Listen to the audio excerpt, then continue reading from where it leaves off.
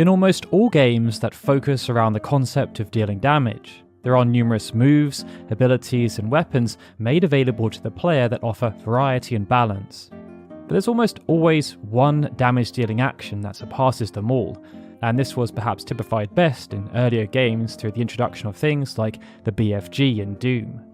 Role-playing games have, of course, explored this concept too, and even though earlier Final Fantasy games were quite modest, as the franchise built out, more and more super moves started to be introduced as a way of defeating enemies quicker while making players feel awesome while doing so. Some of this has, of course, become codified as limit breaks, and we've covered a few of those in our previous video about the most powerful attacks in Final Fantasy history. But today, we're going to focus on a specific subset of damage dealing, which relates to spellcasting. So, with our usual caveat that we'll only be talking about one spell per game, here are some of the most powerful spells in the history of Final Fantasy. And we're going to kick things off with one of the most controversial implementations of magic across the entire franchise, as we take a look at Final Fantasy XV. But before we do, we are currently running a survey that encompasses the Final Fantasy franchise as a whole. All you need to do is rate every game out of 5, also specifying if you've played the game or not. And if you're on mobile, you may need to scroll to the side to see all the options. If you have the time, there's also the space available to give 5 words that you feel encapsulate the essence of each mainline entry. We look forward to sharing the results with you in the coming months. But for now, let's continue on with the video. For years, Square Enix have been wanting to push Final Fantasy towards being more action-orientated. Initially, they were careful about how this manifested within the main numbered games, but when Versus 13 was announced alongside Final Fantasy XIII, they proudly declared that it would be an action RPG not too dissimilar to Kingdom Hearts in terms of how it played. Over time, this notion did change as the game shifted into a form of development hell and Business Division 2 took over the project. Fresh from their work on Final Fantasy Type 0, they attempted to put their own stamp on Versus 13, and it was rebranded to Final Fantasy XV. This meant there were quite a few nuances that came to the fore, and one of those nuances related to the revamped magic system. Dubbed Elemency, unlike many previous systems where spells had to be learnt, here spells had to be crafted, and they were more akin to grenades due to how they were used and their finite number of uses. Due to the nature of the system, those who invested time and effort found that there was a surprising level of depth as, based on the materials used and their frequency, players were able to craft all different types of spells that had a range of applications and potency, from typical elemental damage ranging to even EXP boosting. The most powerful spells, however, were classified as limit break magic and had the potential to deal astronomical amounts of damage that broke the standard damage limit of 9,999. Limit break magic could exceed this by 10 times this cap, and it meant that any player who crafted the limit break spell Flare at a maximum potency of 999 was able to deal almost 100,000 points of damage. Now, in many respects, Final Fantasy XII was quite different from the previous mainline numbered games too, as Matsuno and Ito combined to push boundaries. But post-launch, instead of producing a standard international version that introduced new content, Ito oversaw the development of Final Fantasy XII International Zodiac Job System, which made wholesale changes to how the game was played. Many years later, this was then remastered as Final Fantasy XII The Zodiac Age, and this decision allowed players outside of Japan to experience a fresh new take on the original game for the first time. What they then found, outside of plenty of quality of life improvements, was that the original damage cap was removed. And this then opened up a boatload of possibilities as it allowed for the true power of spells in the game to be fully realised. One such spell, called Ardor, benefited from this more than most. Serving as a high-level fire spell that cost 110 LP to obtain from the license board, Ardor had the potential to be game-changing due to its damage-dealing potential, as, when cast at maximum level and with the appropriate gear and job, it could deal as much as 510,720 points of damage in a single cast. Final Fantasy VII stands as one of the most important Final Fantasy games in terms of cultural impact, but it was also one of the first games in the franchise where the damage caps became quite irrelevant based on the abilities and summons that were available to the player, and how they could then be modified using the Materia system. This system allowed players to choose which active spells characters had in their loadout, as well as which passive features they wanted to have affecting those spells, and based on the sheer volume of materia available, it meant there were lots of ways to combine them together to drastically amplify their power output. There are, of course, some pretty crazy combinations here, but if we're focusing on magic in isolation and excluding summon magic, one of the most effective strategies was to combine Comet 2 with Quad Magic and also W Magic. Comet 2 was a unique spell in that it summoned 4 comets which dealt damage to enemies individually. This then allowed the total effect of Comet 2 to surpass the damage cap by 4 times. However, max level Quad Magic then allowed for the spell itself to be cast 4 more times, and W Magic allowed for multiple commands to be selected at once. If this was all combined on a party member who used the greatest possible number of Quadramagic materia at once, this meant that a maximum of 64 comets could be summoned, which theoretically could deal 64 times the damage cap. This was considerably more damage dealt than the default version of Omnislash, but Final Fantasy VII did feature combinations that were much more powerful that included limit breaks and summons. Still, Comet 2 at maximum capacity was still pretty damn strong. Final Fantasy XIII continued the evolution of the franchise, bringing in a notable enhancement to the active time battle system that was designed by Toshiro Tsuchida. Similar to Final Fantasy X-2, it saw characters able to switch roles during battles, and although every character could take on every role, certain characters such as Vanille excelled in roles that used magic, and it meant she was very effective at casting many of the spells the game had to offer, and also had access to a few exclusive ones, such as Death.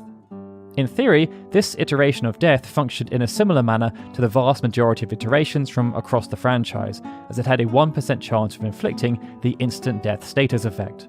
But for when that didn't happen, the spell also dealt a tangible amount of damage.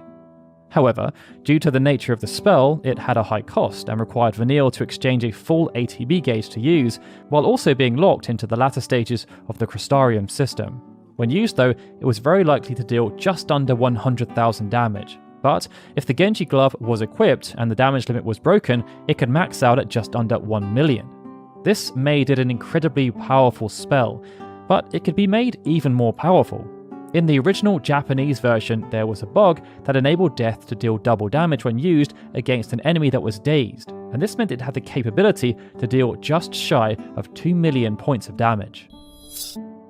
That then brings us onto Final Fantasy X, a game with fantastic world building, fantastic characters, and fantastic spells. Now, we did mention in the introduction that focus would not be placed on limit breaks. However, there's a bit of a loophole here.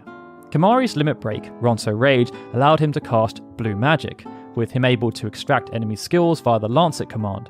On the surface, many of these moves were quite underwhelming, but some of them had the potential to deal astronomical amounts of damage.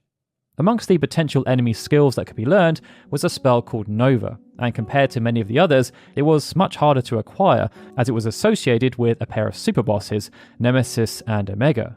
However, should the skill be learned, then it was able to deal ridiculous amounts of damage. In the newest modern versions of the game, Nova is capped out at 99,999 damage, making it nowhere near as powerful as many of the game's multi-hit or Aeon limit breaks. But in the original Japanese version, the same restrictions were not in place. As we covered in our previous video, this meant it was possible for Auron to deal 7.5 million points of damage in a single strike. And to counteract claims that this was impossible, the developers even provided a step-by-step guide for how to deal this massive amount of damage within the Final Fantasy X Ultimania. Since, however, we're only focusing on spells, then focus has to be placed back on Kimahri and Nova, which in the original Japanese version was capable of dealing between 4 and 5 million points of damage. That then brings us onto Final Fantasy XIV, which is an intriguing entry to discuss in the climate of most powerful spells because, due to various patches, it's always changing. In the past, Afflatus Misery was by far the strongest spell in the game, capable of doing over 10 million points of damage under the right circumstances. But due to the more recent nerfs, even though the spell is still powerful, it's nowhere near capable of dealing the same level of damage anymore. Instead, we're going to focus on Final Sting, which is a spell associated with the limited Blue Mage job. Self-sacrifice moves aren't all that common across the franchise, with perhaps the most well-known being associated with the Bomb family of enemies. But in Final Fantasy XIV, enemies within the Wesp clan can use the move called Final Sting, which could then be learned by Blue Mages. Needless to say, due to the nature of the spell, its potency was quite high, as the entire purpose was to ensure that if the enemy, or indeed the blue mage, was going to die, then they may as well take their enemy with them. When Blue Mage was added as part of Shadowbringers, Final Sting had a potency of 1,500. But this was then enhanced to 2,000 and granted a status effect called Brush with Death, which prevented the use of Final Sting, self-destruct, or transfusion for a period of 10 minutes. Even 5 years ago, players had creative strategies that revolved around rituals of self-sacrifice when bosses reached certain percentages of HP remaining, as there was no real risk in doing so as the encounter would end.